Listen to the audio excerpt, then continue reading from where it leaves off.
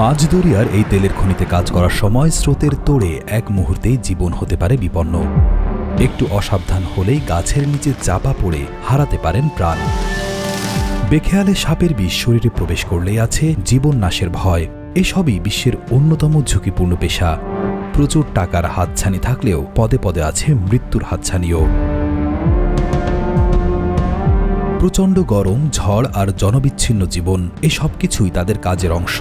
সমুদ্রে ভাসমান এক বিশাল লোহার কাঠামোর উপর কাজ করে তেল খনি শ্রমিকেরা। এটি অত্যন্ত ঝুঁকিপূর্ণ পেশা।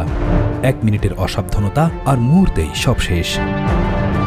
এমন বিপজ্জনক উচ্চতায় দাঁড়িয়ে বা শুয়ে কাজ করেও যেন এটি তাদের প্রতিদিনের সকালের নাস্তা করার মতো।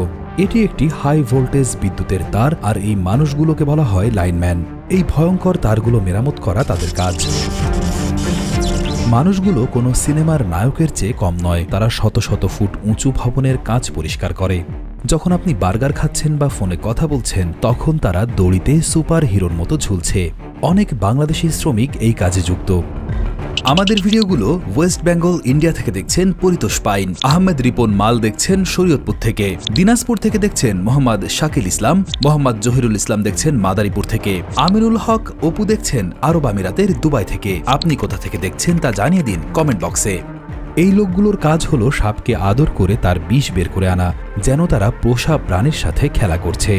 লোকগুলো বিষধর সাপের বিষ সংগ্রহ করে, যা ঔষধ তৈরিতে ব্যবহার করা হয়। কাজটি করতে গিয়ে সামান্য অসতর্কতায় জীবনও চলে যেতে পারে। বিশাল বিশাল গাছ কেটে সেগুলো বন থেকে নিয়ে আসে। যে কোনো সময় গাছের গোড়া আছড়ে পড়তে পারে তাদের ওপর। বিশ্বের সবচেয়ে বিপজ্জনক কাজগুলোর মধ্যে এটি একটি। বাংলাদেশের বনাঞ্চলেও অনেক মানুষ গাছ কাটার এই ঝুঁকিপূর্ণ পেশার সাথে জড়িত। এই মানুষগুলো জীবনের ঝুঁকি নিয়ে কাজ করে বলেই আমরা আরামে থাকতে পারি। তাই পরের বার যখন আপনার বাড়ির আলো জ্বলবে অথবা আপনার গাড়ি চলবে, তখন এই অদম্য মানুষগুলোর কথা মনে রাখবেন।